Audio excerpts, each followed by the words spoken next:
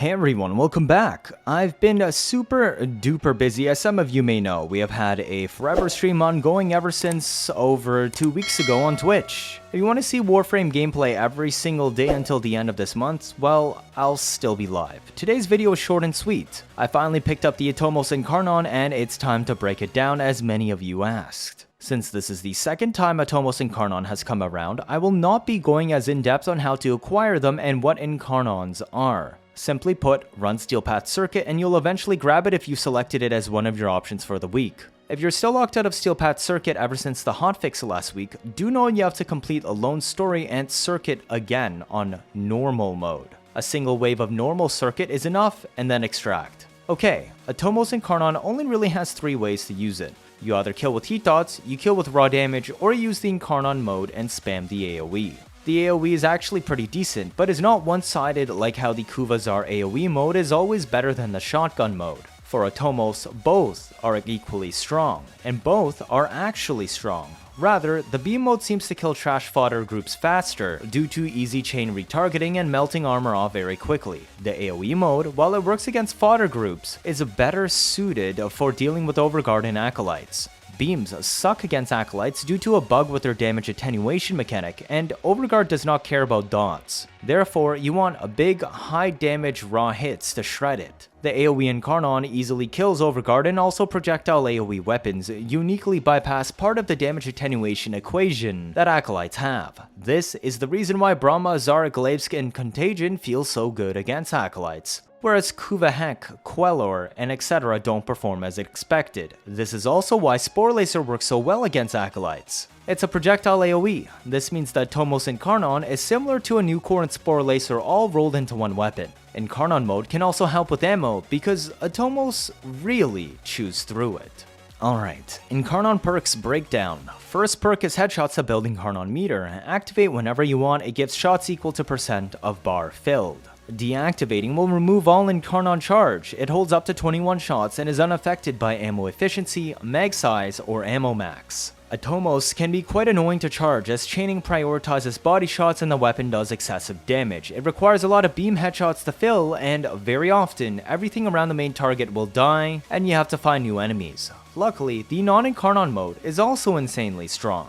Perk 2. One gives crit multiplier, the other gives innate damage bump. Crit multiplier is optimal on raw damage builds that use corrosive, since we won't be killing with dots, though 700 energy is a tall ask, and if you can't reach it, don't feel bad, it's not a massive DPS loss. Hoplite is better for status builds, where we want to kill via heat dots. These innate damage boosts plus 24 and plus 30 are still completely ignored by GunCO mods and perks, specifically Galvanized Shot on pistols. Therefore, GunCO will not be used for any of today's builds. There is only really one perk worth using here. Resonant Restore is a waste of time. The main issue of Atomos is ammo wastage. Reloading is a minor inconvenience, which can be fixed with Merciless, and I'd rather take the plus 7 meters so that the main beam can snipe enemies from much further away without worrying about beam range limits. Merc's Chamber is garbage. Higher ammo cap does not prevent you from burning ammo faster than you can get it. Mutation is the answer, and not this perk. Also, none of these ammo max or mag perks affect the Incarnon mode either. We ran the math already on this one. As I said earlier, if you're using a raw corrosive AoE Incarnon mode build or a raw corrosive chain beam build, then status is irrelevant and you pick Commodore's Fortune. If you instead want to use a heat dot build, then elemental balance is your best pick. Note that heat dot build is stronger than raw corrosive on Atomos, but that it takes longer to kill since the damage ramp is an instant from heat dots. Up to you on what you want to use. For a full breakdown on the math, refer to the spreadsheet at the bottom of the screen. This is also listed in the description and pinned comment for further scrutiny. It compares whether it's worth building crit or not on heat TPS, what kind of flex mods you'd use if you don't use crit, and which Incarnon perks are the best. The blue rows are with the plus 20% status perk and right side Evo 2 perk, which is Hoplite Virtue. Remember that Multishot double dips on beams and is squared, because it multiplies the tick damage instead of adding extra ticks, but also multiplies the dot damage, which is scaled off of those boosted ticks. Do keep in mind that if you run Arcane Velocity, then you can drop Anemic Agility on today's builds, and the best replacement would be Hornet Strike.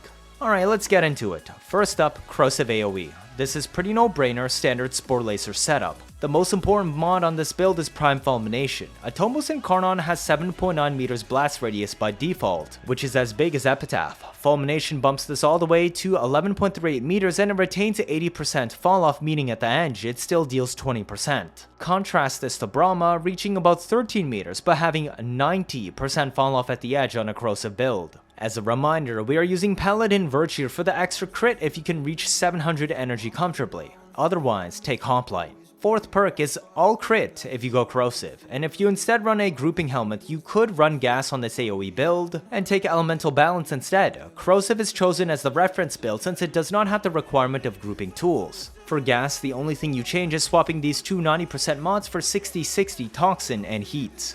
Bane is important on gas since it double dips for 2.4 times more damage, but even on corrosive, it's still a 1.55 times final damage multiplier. Standard crits and Hornet Strike since GunCO has zero effect on the AoE. Mutation is strongly recommended because even on an Incarnon mode build, Atomos still blows through a lot of ammo charging the meter. Merciless if you want faster reload speed, and is recommended on an AoE spam weapon, but if you really want to use Cascadia Flare, then you can drop Hornet Strike for prime heated charge. Just make sure the elements are in the right order so that you can actually get corrosive heat. Chain Beam Weapon's corrosive DPS is literally the exact same build as the AoE corrosive. You still even take Commodore's Fortune and Paladin Virtue for extra crit if you can hit 700 energy. Otherwise, Hoplite. The only thing we changed is dropping Prime Fulmination for Lethal Torrent. This also means you can decide on which of these two builds you prefer, since similar builds means AoE vs normal mode are basically interchangeable on corrosive DPS. This does not work for gas DPS since gas is capped at 10 stacks and this is a beam weapon.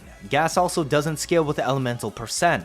Basically, gas sucks for beams. Lethal Torrent is used because Multishot double dips on beams. It both multiplies the size of a tick instead of adding more ticks, and also multiplies the resulting dots again.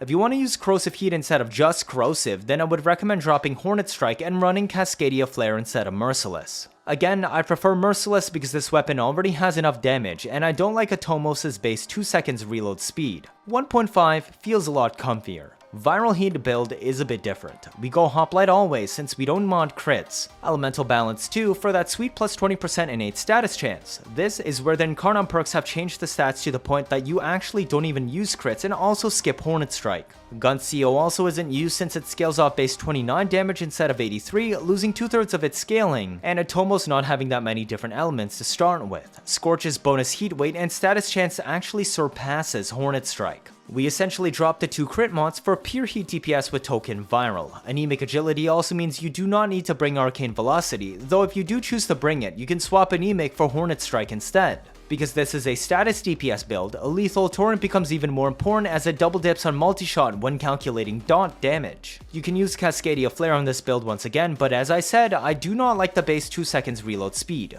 This build also uses less capacity, leaving space for primed mutation 2 if you want extra comfort. And there you go, all the best Atomos Incarnon builds in one spot. While it doesn't completely eclipse Spore Lacer or New Core, it does fill the flexibility niche, doing the job of both equally well while being just one weapon.